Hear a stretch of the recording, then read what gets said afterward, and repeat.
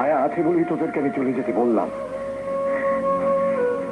বুকটাতে আমার কষ্ট হচ্ছে খুবই, কিন্তু ওদেরকে নিজের পায়ে দাঁড় করাতে গেলে এছাড়া আমার আর অন্য কোনো উপায় ছিল না প্রমিলা। আমি জানি অনির্বাণদা, নন্দিনী তোমাদের পুত্রবধূ হলেও ওকে তোমরা মেয়ের মতো ভালোবাসো। ওকে ছাড়া তোমাদের খুবই কষ্ট হবে। আলোর বিয়ের পরে পুরো সংসারটা বৌমা একলাই সামনে রেখেছিল। ওকে নিয়ে গেলে বাড়িটা একেবারে শূন্য হয়ে যাবে। এসো মা, এসো এসো মা, এসো। টাক টাক মা, টাক।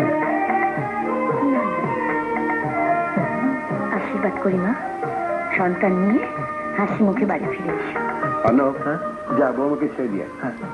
আসছি বাবু, যাও। আসছি মা, এসো মা, আসি মা, এসো। আসি যাবে, এসো। হ্যাঁ দুর্গা